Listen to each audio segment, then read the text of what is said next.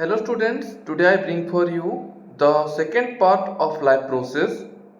In the first part, we have completed the digestion topic and respiration topic. In this part, we are going to complete the circulation topic and the excretion topic. So, without wasting any time, let's start. Transportation. Transportation is the process of movement of water and other molecules to the concerned part of an organism. Transportation occur in plants and animals also, including human being. Transportation के बारे में class 9th में आपने थोड़ा बहुत पढ़ा था, जिसमें कि जाइलम और फ्लोएम के बारे में बताया गया था, और इसमें हम पढ़ेंगे प्लांट्स के बारे में भी और एनिमल्स के बारे में भी, खासकर ह्यूमन के बारे में। स्टार्ट करते हैं human circulatory system. It includes blood, heart and blood vessels. It includes blood, heart and blood vessels. Okay, these three are included in human circulatory system. Next, first of all, blood. Blood क्या है? इसके बारे में आपने थोड़ा बहुत पढ़ा था क्लास 9th में। Blood is a fluid connective tissue. Fluid क्यों कहा गया? Fluid मतलब कि इसके अंदर बहुत सारे different type of cells mixup है, इसलिए इसको फ्लूइड कहा गया। लिक्विड मीडियम में रहता है, कनेक्टिव टिश्यू है, जोड़ कर रखता है पूरी बॉडी में। It consist of a fluidic medium that is called plasma, in which blood cells that is red blood corpuscles, white blood corpuscles and platelets are suspended. Mainly plasma होता है। Plasma कितना होगा ब्लड में ना? 55% plasma होता है। Okay, कितना होगा? 55% प्लाज्मा, और बाकी जो है blood cells, RBC, WC, platelet, ये सब मिला के होता है 45%। तो दोनों मिलके कितना हो गया? पूरा 100% हो गया। प्लाज्मा का काम क्या है? इट ट्रांसपोर्ट फूड मटेरियल, कुछ मटेरियल का ऑक्सीजन भी ट्रांसपोर्ट करता है, कुछ मॉलिक्यूल्स को, carbon dioxide and mainly nitrogenous waste in dissolve form, and oxygen is mainly transported by haemoglobin. Oxygen is mainly transported by haemoglobin. Okay, next यहां पर देखोगे तो कुछ ऐसे सेल्स दिए गए हैं, देख सकते हो। यहां पर भी आपका लेबलिंग किया गया है। प्लाज्मा, न्यूट्रोफिल, यूसिनोफिल, बेसोफिल, आपका macrophages, platelets, lymphocytes, RBC, blood vessel, और यहां पर कुछ लेबलिंग दिया गया है। Erythrocytes, neutrophil, eosinophil, basophil, monocytes, lymphocytes, platelets, ये सारे कंपोनेंट्स है ब्लड। ओके, एरिथ्रोसाइट्स को आरबीसी कहा जाता है, और बाकी चीजें आपका दूसरी टाइप के सेल्स हैं। प्लेटलेट्स के बारे में आपको पता है। स्टार्ट करते हैं next. Blood. Normal level of haemoglobin in human being is, human body में नॉर्मली कितना होता है हीमोग्लोबिन?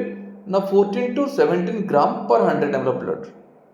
एक हेल्थी ह्यूमन बीइंग में, एडल्ट ह्यूमन बॉडी के अंदर कितना ब्लड होता है? ना 5 to 5.5 लीटर का ब्लड होता है। इतना ml का, इतना लीटर का ब्लड पाया जाता है एक इंसान की बॉडी में।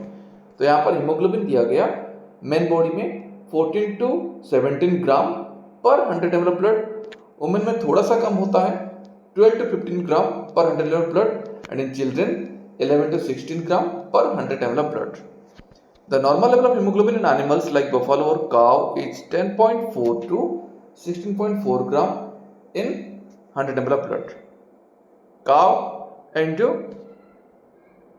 buffaloes में क्या दिया गया ना? हीमोग्लोबिन का लेवल कितना होता है ना? 10.4 to 16.4 ग्राम पर 100 ml. Hemoglobin contained in calves is higher than male and female animals. काफ में हीमोग्लोबिन का लेवल ज्यादा होता है। Adult men do more work than women and children, so they need more oxygen to get energy. That is why adult men have more hemoglobin. Question modify करके पूछ सकता है, why adult human being having more hemoglobin? So ये होगा आपका answer.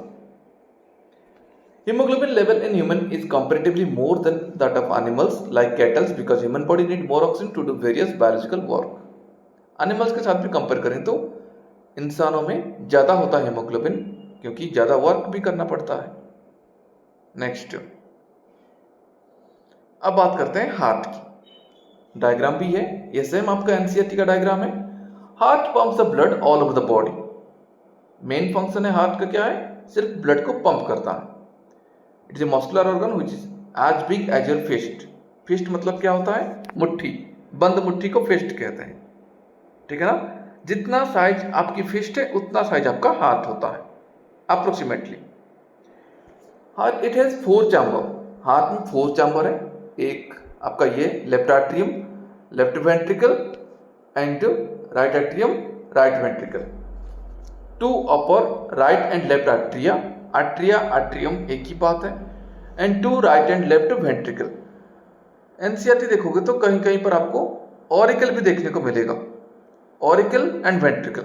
Atria को ही auricle कहा जाता है, कोई कंफ्यूजन नहीं होना है।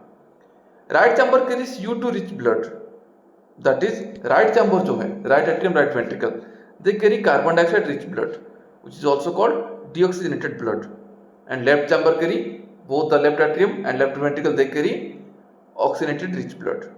Okay, deoxygenated blood reaches the lungs to remove CO2. यहां से ब्लड जाता है राइट एट्रियम से राइट वेंट्रिकल, देन आपका ये जाता है ब्लड देख सकते हो इस रास्ते से, यहां से इस तरह से होते हुए इधर की तरफ बाहर निकलता है और इधर की तरफ भी बाहर निकलता है।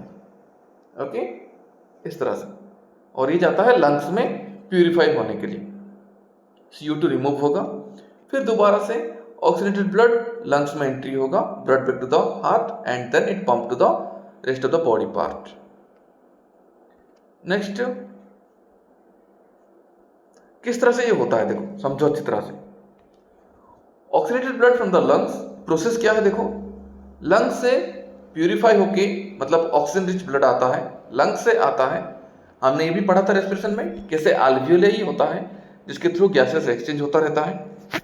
सबसे पहले ब्लड आता है लेफ्ट आर्ट्रियम में, लेफ्ट आर्ट्रियम में इस जगह पे सबसे पहले ब्लड आएगा, इस जगह पे लेफ्ट आर्ट्रियम। ओके, और यहां पर देखा देखो पल्मोनरी वेन लिखा गया है, इस वेन के थ्रू आपकी लंग से ब्लड आएगा इधर पल्मोनरी वेन में पहले, फिर आया ये लेफ्ट आर्ट्रियम में, फिर लेफ्ट आर्ट्रियम क्या होगा, रिलैक्स होगा, left atrium relaxes.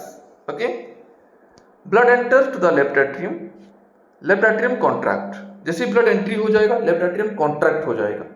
Okay, then left ventricle relaxes, then again blood enter to the left ventricle. अब यहां से ब्लड आएगा लेफ्ट वेंट्रिकल में, एरो को फॉलो करो समझ में आ जाएगा आपको अच्छी तरह से। लेफ्ट वेंट्रिकल में आने के बाद लेफ्ट वेंट्रिकल कॉन्ट्रैक्ट होगा, then blood pumps out to the body. फिर इस रास्ते से देख सकते हो, ये जो रास्ता यहां से एओर्टा लिखा गया है, यहां पर इधर एओर्टा लिखा गया है, देखो एओर्टा के थ्रू ब्लड हार्ट से बाहर निकलता है और फिर सारे बॉडी ऑर्गन के पास जाता है। एओर्टा क्या है, aorta is the largest blood vessel और लार्जेस्ट आर्टरी कह सकते हैं। ओके, जो कि हार्ट से पूरा ब्लड को लेके निकलता है, क्योंकि इसको सारे बॉडी पार्ट तक पहुंचाना है, आपकी ब्रेन से लेके फुट तक सब जगह पहुंचाना है, तो ये है आपका लार्जेस्ट आर्टरी। फिर आता है आपका डीऑक्सीनेटेड ब्लड, नेक्स्ट आ गया आपका, फिर अब ब्लड चला गया सारे बॉडी ऑर्गन के पास, सारे टिश्यू के पास। अब सेल के पास जाने के बाद सेल ने ऑक्सीजन को ट्रैप कर लिया, ग्लूकोज उसके पास पहले से ही था, ग्लूकोज और ऑक्सीजन का रिएक्शन हुआ, उससे बना एटीपी एनर्जी की फॉर्म पे, उसके साथ साथ carbon dioxide and water molecules produce हुआ। फिर वो कार्बन डाइऑक्साइड रिच ब्लड जिसको हमने कहा डीऑक्सीनेटेड ब्लड, ये बॉडी से आएगा कहाँ पे, राइट एट्रियम रिसीव करेगा उसे, राइट एट्रियम रिसीव करेगा। कैसे ना, आपका यहाँ पर देखोगे तो वेना कावा लिखा गया है, मतलब लोअर बॉडी पार्ट से हार्ट के नीचे जो बॉडी पार्ट्स है, आपके लेग वगैरह हो गया, इनसे ब्लड को इस रास्ते से ब्लड एंट्री होगा, इम्प्योर ब्लड और CO2 रिच ब्लड, और फिर हार्ट के ऊपर वाला जो पार्ट है, आपकी हैंड हो गया, ब्रेन पोर्शन हो गया, यहां से इस रास्ते से ब्लड एंट्री करेगा। Vena cava from upper body, vena cava from lower body. Upper body को कहा जाता है vena cava from upper body and vena cava from lower body कहा गया। ओके, और वेना कावा क्या है, लार्जेस्ट वेन को कहा गया वेना कावा। देन ये आ गया राइट एट्रियम रिलैक्स होगा, फिर blood enters to the right atrium, then right atrium contract, right ventricle dilates means relaxes, blood transfer to the right ventricle contract and then blood pumped into the lungs for oxygenation. फिर यहाँ से क्या होगा, blood इस रास्ते से बाहर निकल के आएगा, इधर से होते हुए यहाँ से और फिर इधर से होते हुए इस रास्ते से. ओके, ब्लड से बाहर निकला और फिर लंग्स में जाएगा, CO2 अल्वेलाई में एक्सचेंज हो जाएगा, मतलब बाहर निकल जाएगा, फिर से ऑक्सीजन एंट्री कर लेगा और साइकिल कंटिन्यूसली चलता रहेगा. नेक्स्ट कैसे होता है देखो. Since ventricle have to pump blood into various organ, they have thicker muscular wall than the arteria. Obviously, ventricle को ही पंप होना पड़ता है ज्यादा, इसीलिए क्या दिया गया, अगर कंपेयर करें कि आर्टेरिया के वॉल के साथ तो वेंट्रिकल के वॉल्स क्या है, थिकर है. Heart is valve that prevent the back flow of the blood when the arteria और वेंट्रिकल कॉन्ट्रैक्ट. हार्ट के पास वाल्व होता है. वाल्व की लेबलिंग किया गया है, शायद यहां पर डायग्राम में नहीं किया गया, पर इधर आप देख सकते हो. देखो वाल्व कहां पर है, इस वाले डायग्राम को देखो जहां पर मैंने सर्कल किया. इस डायग्राम को देखो, समझ में आ जाएगा आपको अच्छी तरह से. वाल्व है यहां पर भी, पर लेबलिंग नहीं किया गया है.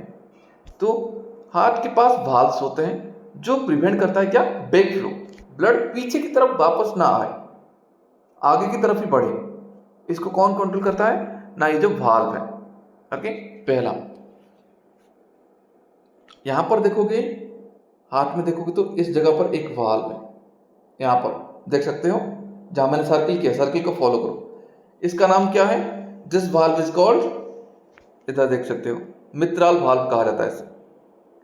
मित्राल वाल्व और बाइकस्पिड वाल्व कहा गया. ओके, बाइकस्पिड वाल्व और मित्राल वाल्व कहा गया, इसे याद रखना है इसे. नेक्स्ट आपका फिर वाल्व और कहाँ है, सेकेंड वाल्व आपका है इधर ही, आपका लेफ्ट वेंट्रिकल से ब्लड जब ऊपर की तरफ जाएगा, यहाँ पर मैंने फिर से सर्किल किया है, देख सकते हो. यहाँ पर एक और वाल्व है, इसको कहा गया एओर्टिक वाल्व. जब ब्लड जाएगा एओर्टा के थ्रू, यहाँ पर भी एक वाल्व होता है. वाल्व का मेन फंक्शन होता है बैक फ्लो को बचाना, prevent back flow of the blood. So aortic valve कहा गया.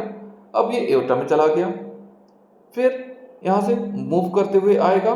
फिर वाल्व और कहाँ पर है ना, इधर देख सकते हो आप, इस जगह पर वाल्व, यहाँ पर सर्किल को फॉलो करते रहो. यहाँ पर एक वाल्व है, इसको क्या नाम दिया गया ना, it is called tricuspid valve. Tricuspid valve कहा गया इसे. ओके, एंड नेक्स्ट ब्लड आएगा कहाँ पर, अब फिर और वाल्व कहाँ है ना, इस पोर्शन में एक और वाल्व. ओके, इसको क्या नाम दिया गया ना, पल्मोनरी वाल्व का नाम दिया गया. इस तरह से हार्ट में 4 डिफरेंट वाल्व होते हैं. डायग्राम को देखोगे तो पल्मोनरी वेन के थ्रू ब्लड आता है लेफ्ट एट्रियम में, देन आपका आ गया मित्राल वाल्व से के थ्रू आ गया ये लेफ्ट वेंट्रिकल में, फिर लेफ्ट वेंट्रिकल के बाद आपका वाल्व कौन आता है, एओर्टिक वाल्व आ गया. एओर्टिक वाल्व होते हुए सारे बॉडी पार्ट में चला जाता है, एओर्टा होते हुए फिर वेना कावा से एंट्री करता है राइट एट्रियम में. राइट एट्रियम से राइट वेंट्रिकल के बीच में एक और वाल्व है, इसका क्या नाम दिया गया ना, ट्राइकस्पिड वाल्व कहा गया इससे. और इसके बाद जब राइट वेंट्रिकल से ब्लड जाएगा कहाँ पर, आपकी लंग्स की तरफ जाएगा, तो उस टाइम भी एक वाल्व कंट्रोल करता है जिसका नाम है पल्मोनरी वाल्व. इस तरह से वाल्व प्रेजेंट होते हैं हार्ट में. अब देखो नेक्स्ट और कुछ अगर डायग्राम में दिया गया तो देखो ना, हमारे बॉडी का जो हार्ट है वो किस तरह का है ना, प्रॉपर तरीके से फंक्शन करने के लिए यहाँ पर हार्ट के बीच में देख सकते हो एक लाइन गई हुई इस तरह से, जो हार्ट को कंप्लीटली 2 हाफ में डिवाइड करता है. इसको नाम दिया गया सेप्टम. क्या कहा इससे, सेप्टम कहा गया, ताकि ब्लड जो है इंटरमिक्स ना हो. क्योंकि लेफ्ट वेंट्रिकल में आपका आता है oxygen rich blood, right ventricle में आता है कार्बन डाइऑक्साइड रिच ब्लड. सो ये आपस में मिल ना जाए, मिक्सअप ना हो जाए, इससे बचाने के लिए ये सेप्टम प्रेजेंट होता है. ओके, अगर ये सेप्टम नहीं होता तो दोनों ब्लड इंटरमिक्सिंग हो जाता और फिर आपकी सेल की रिक्वायरमेंट के हिसाब से जितना ऑक्सीजन चाहिए उनको उतना आपसे नहीं पहुंच पाता, जो कि हमारे बहुत सारे मेटाबॉलिक एक्टिविटी को अफेक्टेड करता. Next, transportation in human being, oxygen enters the blood in the lungs. देखो क्या दिया गया, the separation of right side and left side of the heart prevent mixing of oxygen and deoxygenated blood. ये भी मैंने कहा था आपको, राइट साइड लेफ्ट साइड जो होता है हार्ट का, वो प्रिवेंट करता है प्योर और इम्प्योर ब्लड मिक्सअप होने को। कौन करता है प्रिवेंट? ना सेप्टम।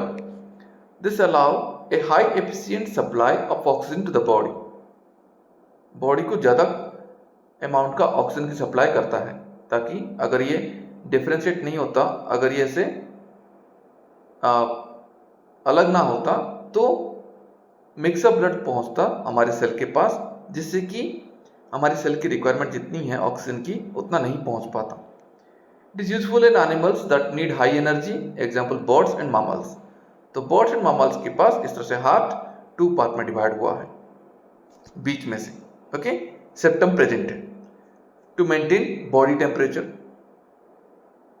एक तो हाई एनर्जी प्रोवाइड कराता है और बॉडी का टेम्परेचर भी मेंटेन कराता है heart. Animals like amphibians and many reptiles do not use energy to maintain temperature. Amphibians और बहुत सारे ऐसे रेप्टाइल्स हैं जो कि टेम्परेचर को मेंटेन नहीं करते हैं। They depend on temperature in the environment. वो एनवायरनमेंट की टेम्परेचर के हिसाब से सर्वाइव करते हैं। इन एनिमल्स के पास ऐसे 4 चैम्बर्ड हार्ट नहीं होता, उनके पास होता है 3 चैम्बर का heart and tolerate some mixing of oxygenated deoxygenated blood. और यहाँ पर जो मिक्स्ड ब्लड होता है वो पहुंचता है सेल के पास, तो उनका ग्रोथ भी उतना ही है। एम्फीबियंस, रेप्टाइल्स, ये सब साइज में छोटे हैं। ओके, मेटाबॉलिक रेट कम होता है उनमें। Next, fishes have only 2 chambered heart. Fish के पास सिर्फ 2 चैम्बर का हार्ट होता है। और फिश में कैसे होगा, देखो उसका सर्कुलेशन कैसा होता है ना, impure blood enters the heart, impure blood heart में एंट्री होगा, pumped to the gills, blood is oxygenated in the gills, then blood to the rest of the body। तो जिस फिश में जो 2 चैम्बर हार्ट होता है, तो ब्लड डायरेक्टली गिल्स में टकराने के बाद, गिल्स का टॉपिक हमने पढ़ा था रेस्पिरेशन में, ठीक है ना, जब वाटर स्प्लिट हो जाता है, ऑक्सीजन ट्रैप हो जाता है ना, गिल्स में, गिल्स और गिल स्लिट पढ़ा था। तो उसमें क्या होता है, गिल्स के बाद, गिल्स में ऑक्सीजन ट्रैप होने के बाद वो हार्ट में नहीं आता जैसे हमारे बॉडी में आता है, वो सीधा चला जाता है सारे बॉडी ऑर्गन के पास। फिर वहां से इम्प्योर ब्लड आता है हार्ट में, फिर हार्ट में आने के बाद ये गिल्स में पंप होता है, फिर वहां पर प्यूरिफाई होता है और दोबारा से ब्लड चला गया बॉडी के रेस्ट पार्ट में। ये जो डायग्राम दिया गया है यहाँ पर, ये आपके और मेरे हार्ट की बात हो रही है, जिनके 4 चैम्बर का हार्ट होता है। देख सकते हो, ये लंग्स के कैपिलरीज है, जहां पर मतलब कि alveoli कह सकते हो। फिर पल्मोनरी वेन लंग से ब्लड को लेके आया, कहां पर ना, लेफ्ट एट्रियम, लेफ्ट एट्रियम से लेफ्ट वेंट्रिकल, इस जगह पर क्या आ गया, लेफ्ट वेंट्रिकल में आ गया। फिर लेफ्ट वेंट्रिकल से चला गया एओर्टा होते हुए बॉडी पार्ट में, इसको आर्टरी कहा गया। लार्जेस्ट आर्टरी को एओर्टा कहा जाता है। उसके बाद हार्ट से बाहर निकलने के बाद इसके बहुत सारे ब्रांचेस हो जाते हैं, उनको आर्टरी कहा गया। ओके, अब ये आ गया कहां पर, ना आपकी टिश्यू के पास, capillaries of body organs apart from the lungs. Lungs को छोड़ के यहाँ पर टिश्यू के पास जो कैपिलरीज है, फिर सारे कैपिलरी कनेक्ट हुए हैं एक एक सेल के साथ। तो यहाँ पर जो कैपिलरीज है सेल के पास ऑक्सीजन पहुंचा देंगे, फिर एनर्जी प्रिपेयर होगा, कार्बन डाइऑक्साइड निकलेगा, वो वेन के थ्रू से बाहर की तरफ आ जाएगा। इस तरह से आने के बाद एंट्री होगा वेना कावा के थ्रू, हार्ट में एंट्री होगा, right atrium, right ventricle, then ही चला गया फिर से लंग्स के पास। कौन लेके जाएगा ना, पल्मोनरी आर्टरी लंग्स के पास लेके जाएगा, याद रहेगा ये। Thus blood goes only once through the heart during one cycle of passage through the body। इस तरह से ब्लड जो है सिर्फ एक ही बार, Thus blood goes only once through the heart during one cycle of passage through the body। अब फिर इसमें क्या हुआ, ब्लड जो है एक ही बार एंट्री किया हार्ट में, तो इन पर यहाँ पर क्या होता है, सिंगल सर्कुलेशन होता है। लेकिन यहाँ पर क्या हुआ, ब्लड जो है 2 बार एंट्री करता है, पहले लंग्स से आया हार्ट में, फिर दोबारा बॉडी सेल से फिर से हार्ट में आया। तो यहाँ पर 2 बार एंट्री होता है, तो इसलिए इसको कहा गया डबल सर्कुलेशन कहा जाता है। अब नेक्स्ट आ गया आपका ब्लड प्रेशर, बीपी जो कहते हैं उसे। It is the force that blood exert against the wall of the vessel. Blood pressure क्या होता है ना, जब ब्लड ट्रैवल करता है आर्टरी में तो वो एक फोर्स एक्सर्ट करता है, force that blood exert against the wall of the vessel. This is greater in artery than veins. Obviously क्योंकि हार्ट जोर से पंप होता है तब जाके ब्लड आता है किसमें, आर्टरी में, तो आर्टरी में ब्लड का फ्लो बहुत फास्ट होता है। तो यहां पर क्या दिया गया देखो, greater in artery in when, और वेन में ब्लड का फ्लो क्या हो गया, थोड़ा स्लो हो गया।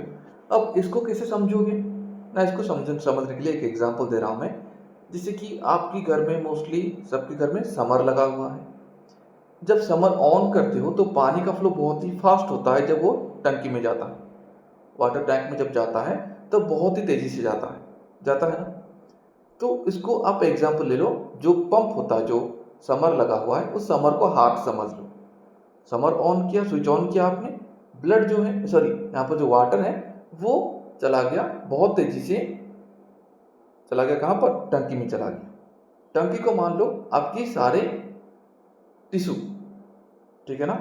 उस टाइम जब मोटर से होते हुए ब्लड जाता है टंक में, वहां पर क्या होता है, फ्लो वाटर का बहुत तेज होता है। सेम उसके बाद आपने सब टंक फुल हो गया, समर को बंद कर दिया, फिर आपने क्या किया, जब टैप वगैरह खोलते हो तब उसमें वाटर का फ्लो स्लो हो जाता है, तो उसको समझ लो वेन। ठीक उसी तरह आर्टरी में ज्यादा, मतलब हार्ट जब पंप करता है तो आर्टरी में ब्लड का फ्लो ज्यादा होता है, फोर्स ज्यादा होता है, वेन में थोड़ा कम हो जाता है। और इसी फोर्स को नापने के लिए क्या होता है ना, एक इंस्ट्रूमेंट है जिसको कहा गया स्पाइग्मोमानोमीटर। जैसे कि ये वाला, ये है आपका डिजिटल स्पाइग्मोमानोमीटर। लेकिन एनसीईआरटी देखोगे तो उसमें आपका दिया गया है एक मैनुअल और ओल्ड स्पाइग्मोमानोमीटर दिया गया है, जो कि पहले के टाइम पे डॉक्टर्स यूज करते थे, लेकिन आजकल डिजिटल हो जाने पर आजकल ये मशीन ज्यादा चलता है। अब क्या दिया गया देखो, सिस्टोलिक प्रेशर, कुछ टर्म्स आपको देखने को मिलेगा। सिस्टोलिक प्रेशर क्या होता है, blood pressure in the artery during ventricular systole contraction. मतलब क्या होता है ये देखो, जब हार्ट के थ्रू वेंट्रिकल्स क्या होता है, कॉन्ट्रैक्ट हो गए, वेंट्रिकल कॉन्ट्रैक्ट होगा, टाइट होगा, तब एओर्टा में ब्लड फ्लो करेगा, एओर्टा के थ्रू ब्लड आएगा आर्टरी में। तो सिस्टोलिक प्रेशर क्या होता है ना, आर्टरी में ब्लड का प्रेशर जब आपकी वेंट्रिकल कॉन्ट्रैक्ट होता है, उस टाइम वेंट्रिकल कॉन्ट्रैक्ट होने पर क्या होगा, बहुत ही फास्टली ब्लड प्रेशर क्रिएट करेगा, और वो कितना होता है ना, 120 mmHg। इस तरह से उसको नापा जाता है ब्लड प्रेशर को।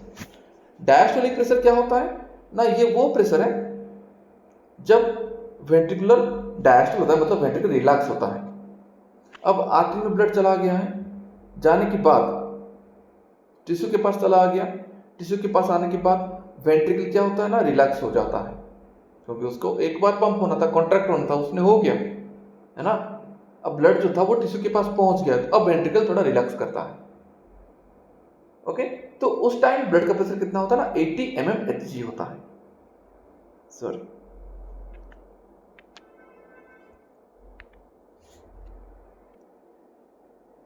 कितना हुआ, 80 mmHg। ओके, जैसे कि देख सकते हो, नॉर्मली इसको कहा गया डायस्टोलिक प्रेशर कहा गया। इसे क्या कहा गया, डायस्टोलिक प्रेशर। याद रहेगा, जब वेंट्रिकल से ब्लड निकल जाता है आर्टरी के थ्रू होते हुए, जब वो टिश्यू के पास पहुंच जाता है, तब वेंट्रिकल कुछ सेकंड के लिए, 0. कुछ सेकंड होता है ऐसा, कुछ सेकंड के लिए वो रिलैक्स होता है। अब उस टाइम प्रेशर कितना होता है ना, 80 mmHg। क्लियर है, इसको कहा गया डायस्टोलिक प्रेशर। तो एक नॉर्मली ह्यूमन बॉडी में ब्लड प्रेशर कितना होता है ना, 120/80 mmHg। ये हो गया आपका नॉर्मल ब्लड प्रेशर हो गया। अब हाई ब्लड प्रेशर क्या होता है ना, हाई ब्लड प्रेशर को हाइपरटेंशन कहा जाता है। Is caused by constriction of आर्टरियोल।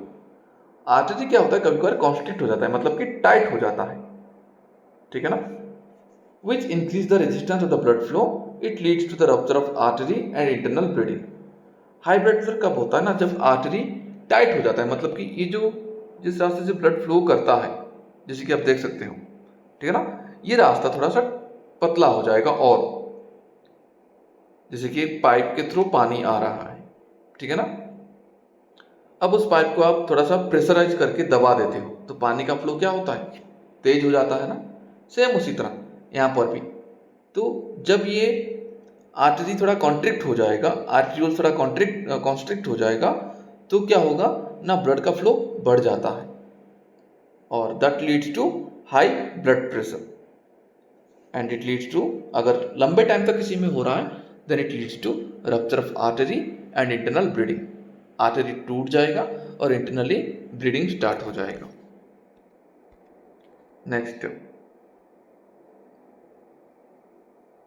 Blood vessels के बारे में थोड़ा और जानते हैं। आर्टरी कैसा है ना, they carry blood from heart to the various body part, मतलब कि हार्ट से ब्लड को दूर लेके जाते हैं आर्टरी, ये मेन काम है। लेकिन एक जगह पर ऐसा होता है जब आर्टरी क्या करता है, और आर्टरी का हमने ये भी देखा, आर्टरी क्या करता है ना, हमेशा ऑक्सीजन रिच ब्लड को ही ट्रैवल कराता है, कैरी करता है। लेकिन कभी कभार क्या होता है, एक ऐसा आर्टरी है जो कि कार्बन डाइऑक्साइड रिच ब्लड को कैरी करता है। ओके, जब राइट एट्रियम से ब्लड जाता है लंग्स में, तो वहां पर जो आर्टरी है वो कार्बन डाइऑक्साइड रिच ब्लड को कैरी करता है, इसलिए हमने वहां पर आर्टरी के पहले वर्ड इसका क्या लिया, पल्मोनरी आर्टरी का नाम यूज कर लिया। तो मेनली आर्टरी क्या करते हैं ना, ब्लड को हार्ट से दूर लेके जाते हैं। हार्ट से ब्लड को दूर लेने का काम किसका है, आर्टरी का है। ओके, और हार्ट के पास कौन लेके आता है, जैसे कि आपका हार्ट है, ये हार्ट है, तो इससे ब्लड दूर लेके जाता है आर्टरी, और हार्ट के पास कौन लेके आता है ना, वेन लेके आता है। इस टर्म को याद रख लो तो कंफ्यूज नहीं हो गया। ओके, हार्ट के पास कौन लेके आता है, वेन लेके आता है। और एक चीज ध्यान रखना है, artery carry pure blood, oxygen rich blood, and when carry carbon dioxide rich blood. अगर इन्होंने अपना काम उल्टा करना स्टार्ट करते हैं तो वहां पर इनके पीछे आपको बस लगा देना है पल्मोनरी वर्ड। क्लियर है। Since the blood emerges from the heart under high pressure, the artery have thick elastic wall. अब जब आर्टरी में बहुत तेजी से ब्लड फ्लो होता है तो आर्टरी का वॉल कैसा होता है, थिक होता है और इलास्टिक वॉल होता है। इधर नीचे डायग्राम दिया गया है जो हम देखने वाले हैं। देखो डायग्राम को देखो, आर्टरी का कैसा होता है वॉल ना, आर्टरी का वॉल कैसा है ना, थिक है, डायग्राम देख सकते हो आप। जबकि वेन का वॉल क्या है, थिन है, क्योंकि वेन में इतना प्रेशर नहीं होता है ना।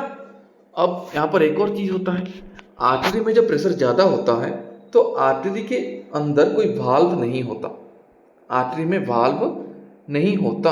जैसे कि आप देख सकते हो, वाल्व सिर्फ और सिर्फ कहाँ होता है, वेन में होता है, क्योंकि वेन में ब्लड का प्रेशर कम होता है, जिसकी वजह से ब्लड की बैक फ्लो होने की चांसेस ज़्यादा है।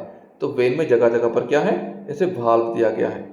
ओके, और ये जो ब्लड की आर्टरी वेन है, इनके ऊपर 3 लेयर पाए जाते हैं। सबसे ऊपर का लेयर को कहते हैं ट्यूनिका एक्सटर्ना, बीच वाला लेयर को कहते हैं ट्यूनिका मीडिया, और अंदर के लेयर को कहते हैं ट्यूनिका इंटरना। इसके बारे में आप लोग पढ़ने वाले हो क्लास 11th में। ओके, अभी बस एक्स्ट्रा डेटा है, समझ लो, डायग्राम में है तो बता दिया मैंने। और देखो, ऑन रीचिंग एन ऑर्गन और टिश्यू, ऑर्गन के पास पहुंचने पर artery divide into small branches that is called arterioles, और जिसको हमने कहा कैपिलरीज, कैपिलरीज भी कहते हैं उसे।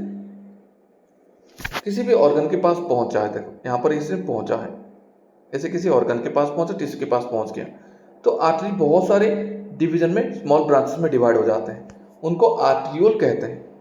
ओके, और कैपिलरी कह सकते हो आप। To bring the blood in contact with the cell, ताकि सेल के साथ ब्लड की कॉन्टैक्ट हो जाए। अब आर्टरियोल बहुत ही थिन पाइप होते हैं कैपिलरीज की तरह, देखो यहाँ पर कैपिलरी का भी नाम दिया गया है। फिर सेल के अंदर सेम मेटाबॉलिज्म होता है, एनर्जी बनता है, और फिर वो वेन्यूल के थ्रू, वेन्यूल भी कैपिलरी होता है, कार्बन डाइऑक्साइड रिच ब्लड आ जाता है वेन्स में। सिंपल। नेक्स्ट, वेन की बात करेंगे। देखो, the collection of blood from different body organ and bring back to the heart, सारे बॉडी ऑर्गन से ब्लड को कलेक्ट करना और हार्ट में पहुंचाने का काम किसका है ना, वेन्स का होता है। They have no thick wall because the blood is no longer under pressure. Obviously, इनके पास thick wall नहीं होता क्योंकि blood का pressure कम हो जाता है. Instead they have valve. Instead they have valve to flow blood only one direction. इनके पास क्या होता है? ऐसे valve present होता है जैसे कि डायग्राम में दिया गया है. ओके, नेक्स्ट कैपिलरीज की बात करेंगे. देखो, smallest vessel having wall which are 1 cell thick. एक सेल थिक होते हैं ये कैपिलरीज और स्मॉलेस्ट ब्लड वेसल्स कहलाते हैं. Through this wall exchange of material between blood and surrounding cells takes place. इस वॉल के थ्रू क्या होता है? मटेरियल का एक्सचेंज होता है और blood and between blood and the surrounding cell. The capillaries join together to form vein that convey the blood away from the organ और टिश्यू. और यही कैपिलरीज वेन्यूल बन जाते हैं, जुड़ जाते हैं आपस में, एक हो जाते हैं और वेन में इम्प्योर ब्लड को ट्रैवल कराते हैं. नेक्स्ट, अब देखो प्लेटलेट का काम क्या है. जैसे कि आपको चोट लग जाता है, ये देखो यहाँ पर चोट लगा हुआ है. ओके, चोट लगने पर क्या होता है? ब्लड निकलता है वहां से, जैसे कि ब्लड का पाइप रप्चर हो जाता है, इंजरी हो जाता है. इस वाले डायग्राम को देखो, ब्लड का पाइप क्या हो गया? रप्चर हो गया, इंजर हो गया. अब ब्लड वेसल कॉन्ट्रैक्ट हो जाता है इस तरह से ताकि ब्लड का फ्लो तेजी से बाहर निकलने लग जाता है. उस टाइम यही प्लेटलेट क्या करते हैं ना, एक प्लग बना लेते हैं इस तरह से. ऐसा एक क्या हुआ? प्लग बना लिया उन्होंने. और क्या दिया? देखो, ऐसे प्लग बनाने के बाद वो फिब्रिन क्लॉट हो जाता है और ब्लड का फ्लो होना बंद हो जाता है. फिर धीरे धीरे आप ऑइंटमेंट लगाते हो, 4, 5, 6 दिन 10 दिन के अंदर वो जो चोट लगा था वो ठीक हो जाता है और ये जो फिब्रिन क्लॉट है ये तब तक पूरा डार्कन कलर बन जाता है और ये ऑटोमेटिकली आपकी बॉडी से रिमूव हो जाता है, निकल जाता है. प्लेटलेट का स्ट्रक्चर अगर आप देखोगे माइक्रोस्कोप में तो कुछ इस तरह का दिखाई देगा. लीकेज और loss of blood due to injury leads to reduction in the pressure and efficiency of circulatory system. Obviously कहीं से लीकेज हो रहा है, लॉस हो रहा है ब्लड का इंजरी की वजह से, तो वो क्या करेगा? प्रेशर में रिड्यूस हो जाएगा और efficiency of circulatory system. To avoid this the platelet cells plug this leak to clot the blood at the point of the injury. और प्लेटलेट एक प्लग की तरह काम करते हैं ताकि लीकेज बंद हो जाए. अब आते हैं लिम्फ की बात करते हैं. अब ब्लड तो पढ़ा ही, लिम्फ के बारे में देखते हैं. लिम्फ क्या होता है? देखो, इस तरह से हमारे बॉडी में जिस तरह से ब्लड की वेसल्स है ना, ठीक उसी तरह लिम्फ भी होता है. लिम्फ और टिश्यू फ्लूइड. लिम्फ की ओरिजिन कहां से है ना? लिम्फ निकला हुआ है प्लाज्मा से. Through the pores in the capillary wall some amount of plasma, proteins and blood cells escape into the intercellular spaces in the tissue to form lymph. Plasma के साथ कुछ प्रोटीन्स और ब्लड सेल्स मिलके क्या बनाते हैं? Lymph को formation कराते हैं. और कैपिलरी वॉल मतलब कि ब्लड की वेसल से क्या होता है? ब्लड जब फ्लो होता है तो कुछ अमाउंट के ये प्लाज्मा, प्रोटीन्स और कुछ इंपोर्टेंट मटेरियल वो बाहर निकल के आ जाते हैं इंटरसेलुलर स्पेस में, खाली जगह में, सेल के सेल के बीच में जो खाली जगह होता है. नीचे डायग्राम में देखेंगे उसके बारे में. It is similar to blood plasma but colourless and contains less protein. ये प्लाज्मा की तरह ही है लेकिन कलरलेस है पर प्रोटीन्स कम कैरी करता है. From intercellular spaces, lymph drains into lymphatic capillaries which join to the large lymph vessels that finally open into larger veins. अब lymph जो है lymphatic capillary से large lymph vessel में जुड़ा हुआ है और उसके बाद larger vein के साथ connected है. अब देखो इस तरह से आपकी यहाँ पर जो डायग्राम है इधर देख सकते हो किस तरह से lymph connected है. इनका नाम आपको याद नहीं रखना है, बस एक्स्ट्रा डेटा है. यहाँ पर देखोगे तो समझ में आएगा आपको अच्छी तरह से. क्या आएगा? देखो यहाँ पर ये डायग्राम को देखो अभी अच्छे से. ऐसे ब्लड की पाइप है, आर्टरी और वेन. यहाँ पर आर्ट्रियोल बन गए है ना, यहाँ पर वेन्यूल बन गया है. आर्टरी में आ गया प्योर ब्लड और ये ऐसे सारे सेल के साथ जुड़ जाता है. ऐसे सेल्स है देख सकते हो. और जहाँ जहाँ पर ब्लड कनेक्ट नहीं होता है वहाँ पर क्या है ना, लिम्फेटिक वेसल्स है. देखा? अब कुछ अमाउंट के जो मटेरियल्स है वो इस ब्लड से, इस वेसल से बाहर निकल के आ जाते हैं इंटरसेलुलर स्पेसेस में. अब उनको दोबारा अपनी जगह पर पहुंचाने के लिए लिम्फ हेल्प करता है. Lymph carry digested fat from intestine and drains excess fluid from the extracellular spaces back into the blood.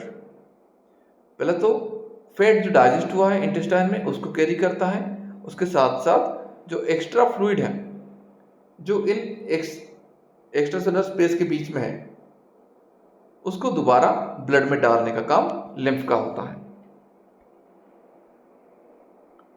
अब ये था ट्रांसपोर्ट इन एनिमल्स, मोस्टली ह्यूमन बींग्स के बारे में हमने पढ़ लिया, क्या काम होता है ब्लड का। देन आपका आ गया ब्लड के जो कंपोनेंट्स देखा हमने, प्लाज्मा का फंक्शन देखा, आरबीसी कैसा काम करता है, प्लेटलेट का काम देखा हमने। डब्ल्यूबीसी का काम क्या होता है ना, WBC act like a soldier of our body. जो अगर हमारे बॉडी में कोई पैथोजन एंट्री करता है, हार्मफुल माइक्रो ऑर्गेनिज्म एंट्री करता है तो उसके साथ ये लड़ता है, फाइट करता है। ओके, इसलिए डब्ल्यूबीसी के बारे में इतना मेंशन नहीं किया गया। अब प्लांट्स की बात करते हैं, देखो इंपॉर्टेंट ये भी है। Soil is the nearest and richest source of raw material, that is water and mineral. If the distance between the root and leaf are small, energy and raw material can easily diffuse to all part.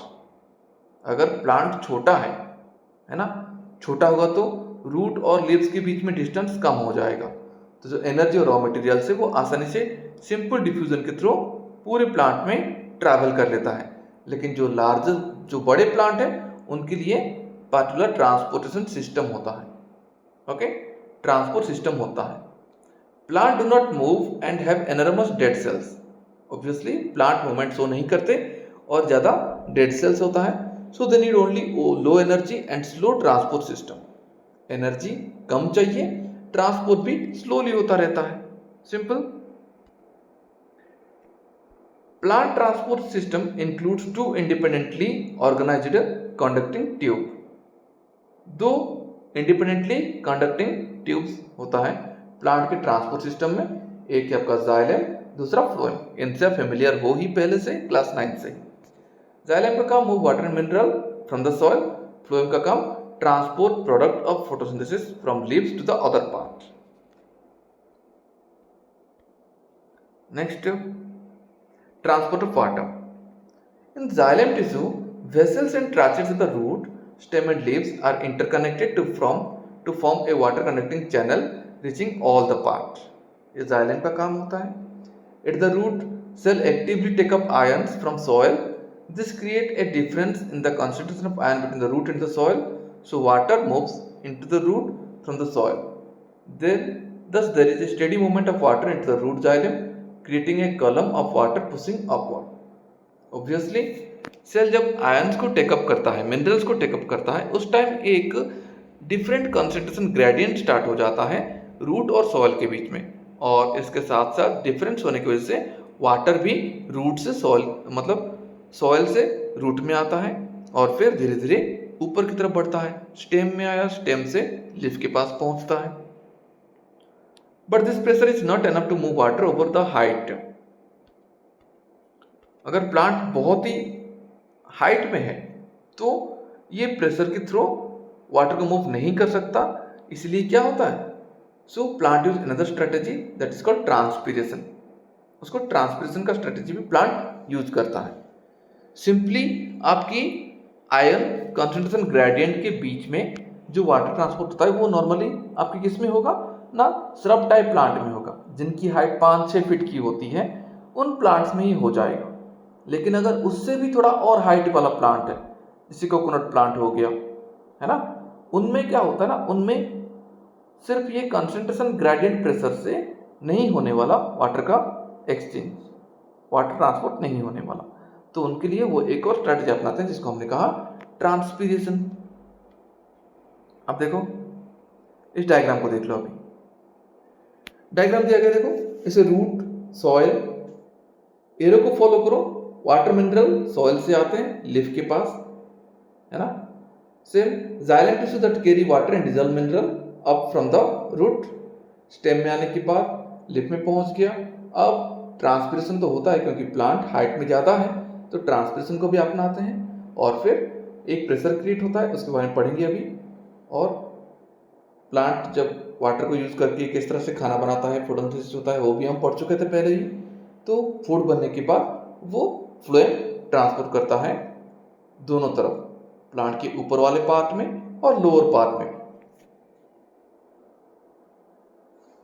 अब देखो transpiration क्या है ना। Transpiration is the loss of water vapour from the aerial part, mainly stomata of the leaf of the plant. It can be proved by following activity. Transpiration that is the loss of water vapour from the aerial part of the plant, mainly stomata. Aerial part मतलब कि ऊपर वाले portion, plant के ऊपर वाले portion, top portion से water का loss होना वापराइज की फॉर्म में, इसको कहा गया ट्रांसपिरेशन। अब क्या दिया गया देखो, यहाँ पर डायग्राम देखो इस वाला, यहाँ पर भी क्या होता है ना, ऐसे वाटर इवापोरेट होता रहता है। अब इसके ऊपर एक एक्टिविटी दिया गया है इसको प्रूफ करने के लिए। ऐसे आपको 2 सेम साइज के पॉट लेना है और जिसमें सेम अमाउंट का सॉइल भी होगा। एक पॉट में प्लांट होना चाहिए, दूसरे पॉट में आप एक स्टिक लगा देना उतना ही हाइट का। दोनों को कवर कर देना है प्लास्टिक शीट से ताकि मॉइस्चर एस्केप ना हो, इवापोरेट ना हो। Cover both set with plastic sheet and place a bright sunlight for half an hour. आधे घंटे के लिए प्रॉपर धूप में दोनों प्लांट को रखना है। जिस पॉट में प्लांट था उसमें आप देखोगे तो ऐसे वाटर ड्रॉपलेट्स देखने को मिलेगा प्लास्टिक शीट के अंदर की तरफ। इसलिए होता है क्योंकि condensation of water vapour released by transpiration. In other pot water droplet are not found. और जबकि दूसरे पॉट में जहां पर आपने एक स्टिक लगाया था उसमें कोई वाटर ड्रॉपलेट फॉर्म नहीं होने वाला। अब देखो थोड़ा और दिया गया इसके बारे में। The water which is lost through the stomata is replaced by water from the xylem vessel in the leaf. Obviously, जो वाटर ट्रांसपायर हो गया, लॉस हो गया, दोबारा जाइलम उनकी जगह को फिलअप कर लेता है। Transpiration create a suction pressure, एक प्रेशर क्रिएट करता है which pulls water from xylem cell of the root से लीफ के पास तक वाटर पहुंचाने के लिए। अब प्लांट हाइट में ज्यादा है ना, तो उसके लिए एक प्रेशर क्रिएट करता है जिसको कहा गया suction pressure. Thus transpiration helps in the absorption of upward movement of water and minerals from root to the leaves. It also help in temperature regulation. तो ट्रांसपिरेशन एक इंपॉर्टेंट काम करता है एब्जॉर्ब करना और upward movement of water and minerals root से लेके leaf के पास। ओके, तो जाइलम का काम होता है ट्रांसपोर्ट करना वाटर को। इसको कहा जाता है ascent of sap, ascent of sap कहा जाता है इसे।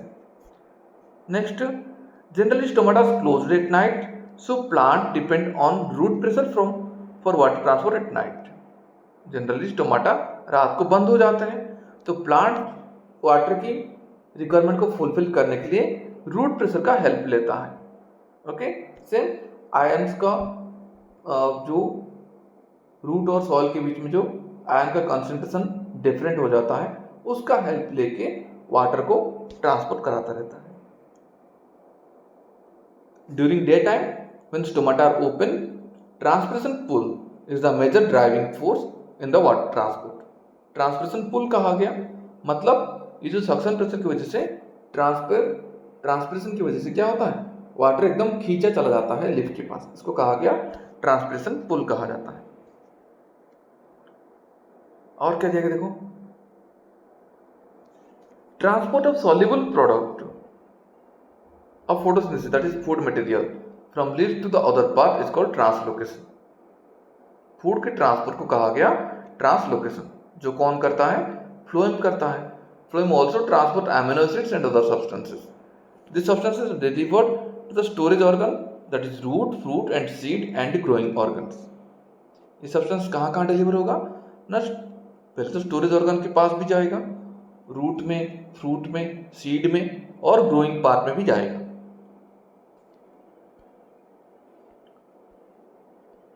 कुछ यहाँ पर फूड मटेरियल को यूज करेगा प्लांट अपनी ग्रोथ में, सेल डिवीजन में, और बाकी एक्स्ट्रा फूड मटेरियल को स्टार्च के फॉर्म में स्टोर कर देगा। और क्या देगा देखो, यहाँ पर translocation takes place in the sieve tube with the help of adjacent companion cell both in upward and downward direction। तो यहाँ पर क्या दिया गया, सीव ट्यूब, कंपानियन सेल, ये सारे फ्लोएम के पार्ट हैं, है ना। फ्लोएम पेरेन्काइमा, फ्लोएम फाइबर पढ़ा था आपने क्लास 9th में। तो ट्रांसलोकेशन मेनली होता है सीव ट्यूब में और कंपानियन सेल्स में। दोनों तरीके से, दोनों रास्ते से ये मूव कर सकता है, अपवर्ड एंड डाउनवर्ड डायरेक्शन में। जबकि जाइलम का मूवमेंट सिर्फ यूनि डायरेक्शन है और यहाँ पर फ्लोएम का ट्रांसलोकेशन क्या है ना, बाई डायरेक्शनल है। अपवर्ड भी होगा, डाउनवर्ड भी होगा, साइडवर्ड भी हो सकता है। Xylem transport occur mainly by simple physical forces, but for translocation energy is utilized. Xylem transport में यहाँ पर क्या होता है ना, पैसिव ट्रांसपोर्ट होता है, मतलब कि कोई एनर्जी का इस्तेमाल नहीं होता, एटीपी यूज नहीं होता। जबकि फ्लोएम के ट्रांसलोकेशन में यहाँ पर एटीपी यूज होता है। Materials like sucrose is transferred into phloem using energy from ATP.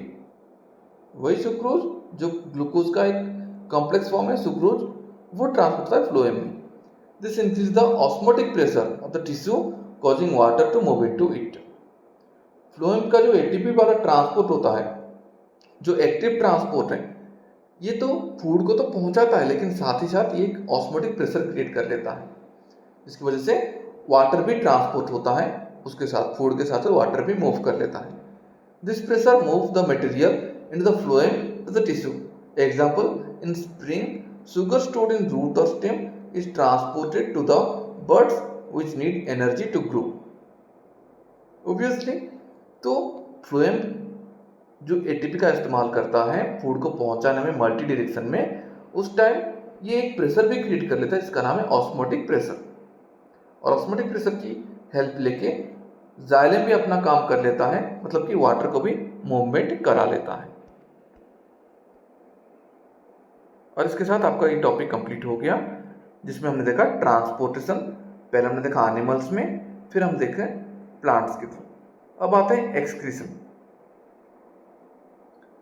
Last topic आपका एक्सक्रीशन। डिफरेंट प्लांट्स भी एक्सक्रीट करते हैं और यूनिसेलुलर ऑर्गेनिज्म लाइक एमीबा भी एक्सक्रीट करता है। और यहाँ पर ये जो दिया गया है, ये क्या है, ये एक आपका वर्म है ना। तो इसके पास में पार्टिकुलर ऑर्गन्स है जिसके थ्रू वो एक्सक्रीट करता है। अब देखो, it is the process of removal of harmful metabolic nitrogenous waste from the body. Body से हार्मफुल नाइट्रोजनस मेटाबॉलिक वेस्ट को रिमूव करना को कहा गया excretion. Unicellular organism remove this waste by simple diffusion from body surface to the surrounding water. जितने भी unicellular organism है उनके पास कोई पार्टिकुलर ऑर्गन नहीं होता, तो वो सिंपली डिफ्यूजन के थ्रू इसको रिमूव कर लेते हैं। Complex organism they require specialised organ for excretion. दूसरे एनिमल्स के बारे में तो नहीं दिया गया है, सिर्फ ह्यूमन बीइंग के बारे में दिया गया है, तो इसके बारे में ही पढ़ते हैं। Human excretory system includes a pair of kidney, pair of kidney होता है, पेयर ऑफ यूरेटर्स, देख सकते हो दोनों तरफ है यूरेटर, एक इधर है एक इस तरफ है, and urinary bladder, single urinary bladder, and urethra. Urinary bladder की एंडिंग पार्ट को यूरेथ्रा कहा जाता है। Kidney are located in the abdomen, one on the other side of the backbone.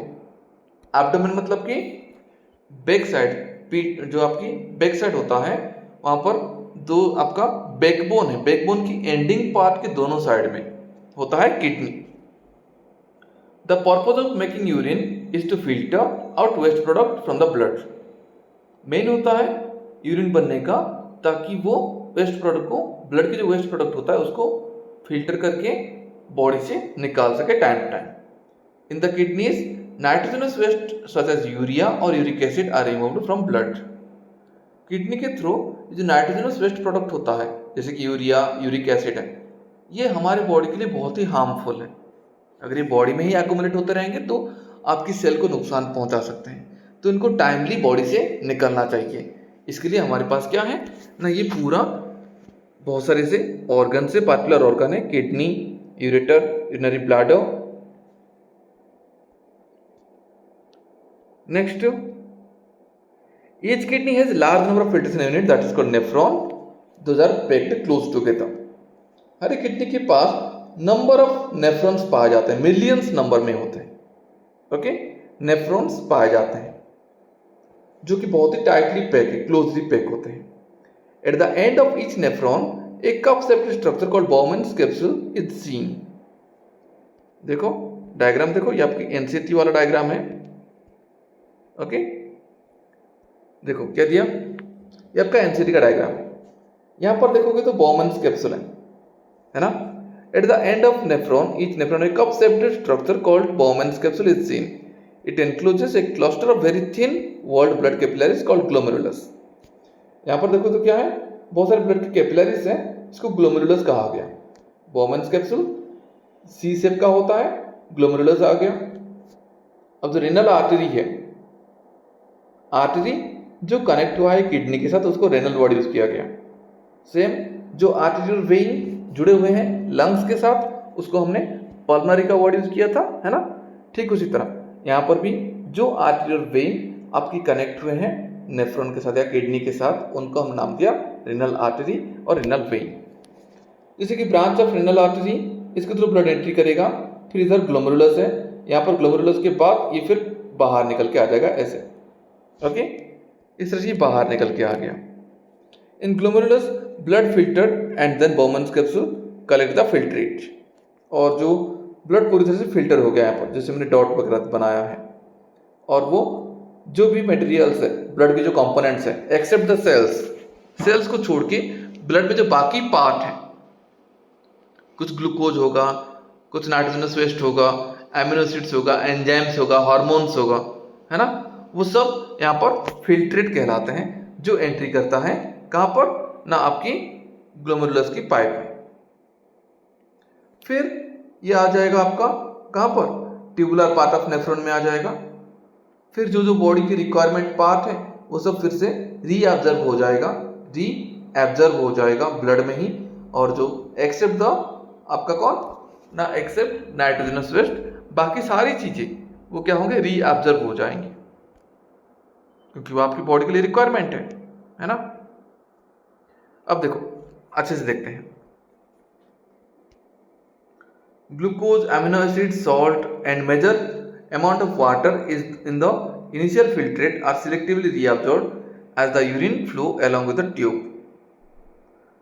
Glucose, amino acid, salt ये आते आते filtrate entry करेगा, जैसे ग्लोमेरुलस था इसके अंदर फिल्ट्रेट एंट्री कर रहा है जैसे कि, और धीरे धीरे ये सारी चीजें क्या हो रहे हैं, वापस ब्लड में ऐसे एंट्री कर जाते हैं, वापस आ जाते हैं ये। ओके, कौन कौन आएगा, ग्लूकोज आपके लिए रिक्वायरमेंट है, एमिनो एसिड, सॉल्ट और ज़्यादा अमाउंट के वाटर, ये फिर से सिलेक्टिवली रीअब्जर्व हो जाते हैं। In a healthy adult the initial filtrate is about 180 litre daily. एक हेल्दी अडल्ट बॉडी में कितना होता है ना, 180 लीटर का इनिशियल फिल्ट्रेट होता है। However, only 1 to 2 liter per day is excreted out of the because the remaining filtrate is reabsorbed by the kidney tubules. Obviously, पूरे डे में डेली आपकी बॉडी में इनिशियल फिल्ट्रेट कितना होता है ना, 180 लीटर का होता है, जबकि हमारी बॉडी से यूरिन के फॉर्म में कितना अमाउंट के जो एक्सक्रीटेड प्रोडक्ट रिमूव होता है ना, 1 to 2 लीटर। तो समझ लो कितना अमाउंट का glucose, amino acid, salt, water material reabsorb हो जाता है ब्लड में, किडनी ट्यूबल्स में। What is reabsorb based on the amount of excess water of the in body and amount of dissolve waste is to be excreted. Water का percentage होता है, आपकी body में कितना वाटर कंसंट्रेशन है। अगर कंसंट्रेशन कम हो गए तो क्या होगा ना, वाटर फिर से रीअब्जर्व हो जाएगा और आप यूरिनेट कम करोगे। जैसे कि गर्मियों में आप पानी तो ज़्यादा पीते हो, लेकिन पसीने के फॉर्म पे एक्स्ट्रा वाटर निकल जाता है तो आप यूरिनेट बहुत ही कम करते हो, जबकि रेनी सीजन में या फिर विंटर में ज़्यादा अमाउंट के वाटर जो है वो आपकी यूरिन के फॉर्म में निकल जाता है बॉडी से, फ्रिक्वेंटली आप यूरिनेट करने जाते हो। और क्या देगा, देखो the urine from each kidney enters a long tube called ureter.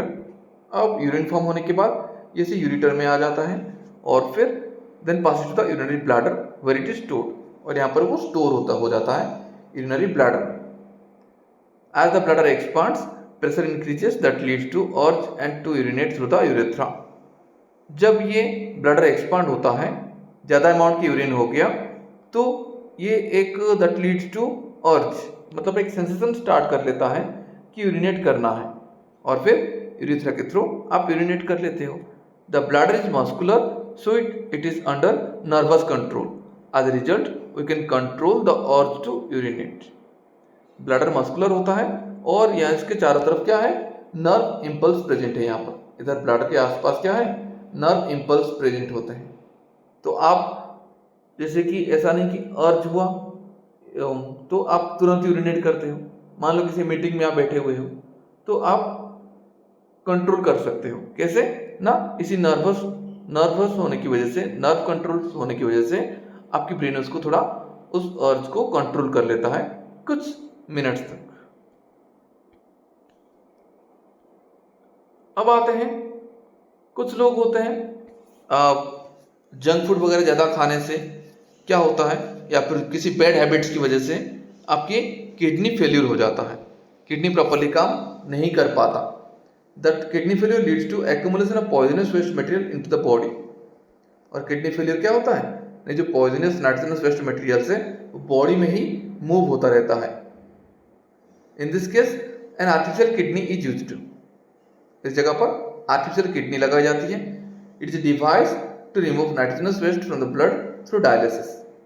Artificial kidney क्या होता है ना, ये एक ऐसा मशीन है जो कि बॉडी के नाइट्रोजनस वेस्ट मटेरियल्स को रिमूव करता है डायलिसिस प्रोसेस से, इसलिए कहा गया हीमोडायलिसिस कहा जाता है इसे। डायग्राम भी आपकी एनसीईआरटी में है और मेरे स्क्रीन के ऊपर भी है, देख सकते हो। Artificial kidney contain many semi-permeable tube suspended in a tank filled with dialysing fluid। Artificial kidney क्या होता है ना, ये एक सेमी परमेबल ट्यूब होता है जिस सस्पेंडेड इन ए टैंक, इस तरह से टैंक होता है, इसमें सस्पेंडेड है और जिसके अंदर क्या होता है, डायलाइजिंग फ्लूइड होता है।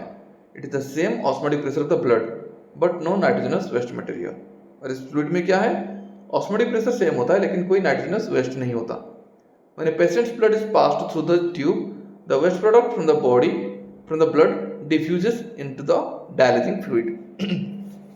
जब पेशेंट का ब्लड फ्लो होता है इस केस में टैंक में फ्लो होगा तो क्या होगा ना, ब्लड से सारे वेस्ट मटेरियल्स इस फ्लूइड के अंदर आ जाते हैं। The purified blood is pumped back to the patient. इसे लाइनिंग को देखो, ब्लड की फ्लो, एरो को फॉलो करो, समझ में आ जाएगा आपको अच्छी तरह से। This is similar to the function of kidney but there is no reabsorption involved। ये किडनी की तरह ही सिमिलर है लेकिन यहाँ पर कोई रीअब्जॉर्प्शन नहीं हो पाता। नेक्स्ट आपका दे रहा है organ donation. Organ donation, any people can donate their organ और टिश्यू रिगार्डलेस ऑफ एज और जेंडर। कोई भी अपने ऑर्गन को डोनेट कर सकता है किसी भी एज के भी होने पर। Transplantation is required when recipient organ has been damaged और फेल्ड बाय डिजीज और इंजरी। ट्रांसप्लांटेशन भी हो सकता है, मान लो किसी पर्सन के दोनों किडनी फेलियर हो गए तो वो ऑर्गन डोनेट करके कोई और पर्सन का ट्रांसप्लांट कर सकता है। In organ transplantation the organ is surgically removed from one person, that is organ donor, and transplanted in the another person, that is recipient। Most organ or tissue donation occur just after the death or brain death of the donor। ज्यादातर ये donation कब होता है, तुरंत death हुआ है या फिर डेथ होने के कुछ ही घंटों में आपके ये ऑर्गन डोनेशन हो सकता है। But some organs like kidney, part of liver, lungs and tissue can be donated while the donor is alive. पर कुछ ऐसे ऑर्गन्स जैसे कि किडनी हो गया, लिवर के कुछ पार्ट, लंग्स हो गया और कुछ टिश्यू भी, जो डोनर तब जिंदा भी होता है और तब भी वो डोनेट कर सकता है इन चीज़ों को। हो सकता है जैसे किडनी पेयर में है, लीवर कुछ पार्ट, क्योंकि लीवर खुद ब खुद रीजनरेट हो सकता है तो लीवर के कुछ पार्ट को भी वो डोनेट कर सकता है। किडनी दो है, दोनों में से एक किडनी वो डोनेट कर सकता है। लंग्स भी दो होते हैं, एक लंग्स को वो डोनेट कर सकता है। ये आपका ऑर्गन डोनेशन। अब प्लांट्स की बात करते हैं। प्लांट भी एक्सक्रीट करते हैं, जैसे कि ऑक्सीजन एक वेस्ट प्रोडक्ट होता है फोटोसिंथेसिस के टाइम पे, oxygen, CO2 and excess water removed by transpiration. Many other waste product store in the vacuoles, vacuole store करते हैं, 9th में आपने पढ़ा था। वेस्ट प्रोडक्ट में be stored in leaves that fall off, जो लीव फॉल हो जाते हैं प्लांट से, उसमें क्या होता है ना, प्लांट कुछ वेस्ट प्रोडक्ट स्टोर कर लेता है। Some waste product are stored in the resin, gums, specially in the old xylem. Resin की फॉर्म में, गम के फॉर्म में प्लांट क्या करता है ना, वेस्ट प्रोडक्ट को बॉडी से रिमूव कर लेता है। Plant also extract some waste product into the soil around them. Soil में भी प्लांट कुछ अपनी वेस्ट प्रोडक्ट को छोड़ देता है। इस तरह से प्लांट भी एक्सक्रीट कर सकता है। उसके साथ साथ आपका ये चैप्टर कंप्लीट हो गया। कुछ टर्म्स आपको ऐसे मिलेंगे जिसमें कि हो सकता है मैंने कोई चीज़ एनसीईआरटी के कुछ पॉइंट्स को हमने स्किप कर दिया हो, प्रॉपरली नहीं पढ़ाया हो। आप एनसीईआरटी के लाइन बाय लाइन पढ़ो, आपको कोई भी इसमें डाउट लगे आप मुझे सिंपली पूछ सकते हो। और इस तरह से हमने ये इम्पोर्टेंट और लार्जेस्ट चैप्टर कंप्लीट कर लिया। ज़्यादा क्वेश्चंस बोर्ड में इस चैप्टर से आते हैं, बायो पोर्शन से, तो इस चैप्टर को बहुत ही इम्पोर्टेंटली ध्यान से पढ़ लेना। ओके, मेरा इस वीडियो आपको अच्छा लगा तो आप इसको शेयर करना जितना हो सकता है अपने फ्रेंड्स के साथ, और मेरे चैनल को सब्सक्राइब करना। Thank you. जय जगन्नाथ।